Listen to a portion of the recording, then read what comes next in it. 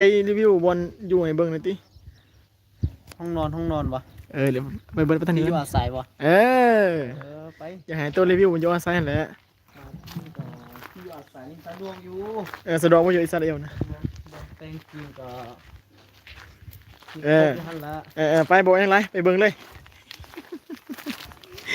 โอ้ยแดดส่องกล่องจนมั่วเบดพี่น้องเอ้ยมาสิ ทางเข้าเลยเข้าห้องเลย กล่องห้องยังหมดนิดจังหน่อยหนึ่ง ห้องนี้ นี่ แต่ละห้องเลย ตามที่คือว่าห้องเขามันมี ผ่านไปบนในห้องเนี่ย อันนี้เป็นห้องของเขาเลย โอ้ห้องตัวบ่เขาไปบ่ได้บ่ได้ยางไปที่ไหน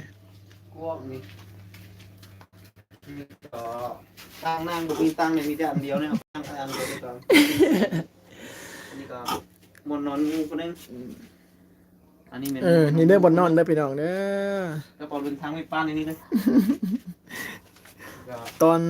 ตอนชิมาเป็นห้องเตียงนี้เป็นเตียงมู่คนนึง โอ้ห้องนี้จะคนมาห้องนี้วะ ห้องน้องอยู่นี่ห้อง3 คนอยู่นี่แหละ โอ้ สามเท่านี้กูอยู่เลยเขาอยู่3 คนเลยมีแต่วางเป่าไว้เครื่อง กระกวางเติบอยู่ในห้องนี้เนาะ กว้างแล้วนี่ ตอนเฮา สบายนี่แหละ อยู่บ้านหันโอ้อีพ่ออีแม่ถามไปแต่ไรโอ้ไปอยู่หันสิกินได้เด้อยู่ได้เด้หั่นนะ ไปหาบนเต็งกิน ไปบ่กินบ่ บนเต็งกิน ไปสบายดีอ้ายสบายดีอ้ายเป็นคนไทยเหรออ้ายโอ้ยิงแต่ว่า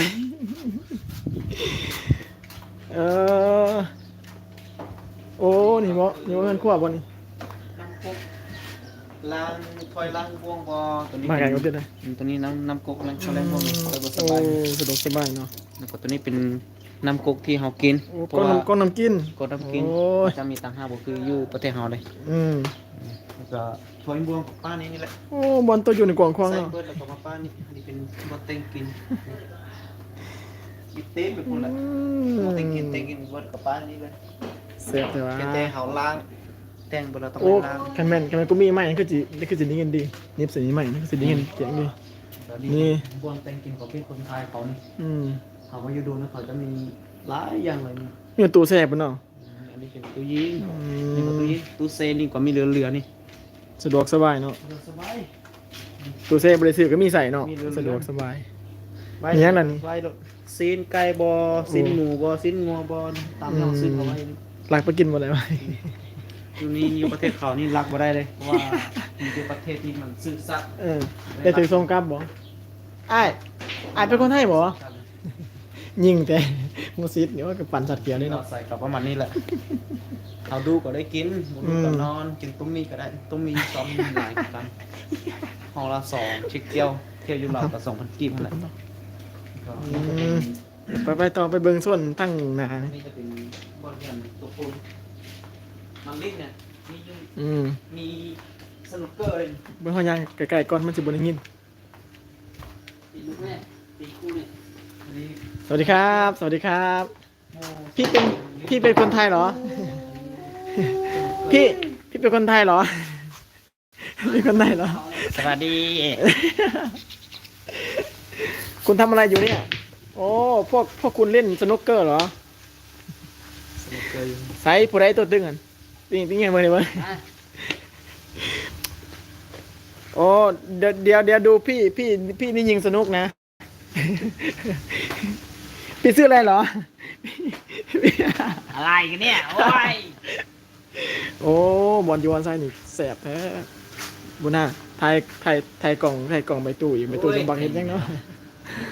นี่เด้ยูนี่สะดวกสบายห้ามรีวิวที่ห้ามนี่มันยังห้ามบอลยูมีหัวโตสนุกเนาะ บอลหอยูนี่มี คันหนึ่งตอนนี้มันมืดเว้ยโอ้ตอนนี้เจ็บ มีบอลหอยูนี่มี โต๊ะสนุกเกอร์ให้เขาเงียบอันนี้เป็น โตกระลินเป็นอยู่บ่เลยเว้ย น่าจะเป็นของพี่คนไทยเขาหรือของป้านี่เนี่ยใครอยากลิ้นทำลิ้น ของเขาคือของเขาเนาะเนี่ย เอามาห่อ ของเขาก็คือของเขานั่นล่ะพี่น้องเอ้ย ลิ้นดิของลิ้นแบบสามารถลิ้นได้เลย ยิงให้เบิ่งเลยด้วยเว้ยเขาอัดคลิปอยู่ได้ยิงมันเข่าได้ยิงมันเข่าได้ เขาอยู่ เข่าอยู่บ่โอ้1 2เอ้าเลี้ยงกักแตะโอ้โห โอ้เอาบ่เป็นหยังบ่เป็นหยังดอกหนึงบ่เข้าให้อภัยให้อภัย อ่ะเหมือนเราไปตูมานาทีโอ้นี่เด้ผ่าลมๆมากันเลยนี่ตัวฟาร์มบนจูนี่อยู่ยังมีตัวสนุกบางฟาร์มมันบ่ได้มีนะพี่น้องเอ้ยโอ้ ยอดปะเนี่ยโอ้เงินงานเลย งามๆเลย โอ้สองปัน โอ้ เลย ปิด สองแป้ง ปิดคลิปซะพี่น้อง เฮ้ยไทยมาไทยอันนี้ไหมตังอันนี้เซ็ตไทยไปไหม ทายกับทายซะนะก็ต้องมาสิปิดคลิปทีนี้ เอ้ย มันอีกตึกตากูหน้าลิง ชื่อไง พี่น้องยิ่งไงเขาเด้อพี่น้องเด้อโอ้ เขาคุณ ยังบ่เขา สู้ตาย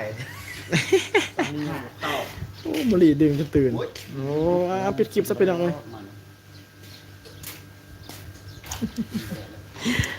พอดี6 นาทีงาม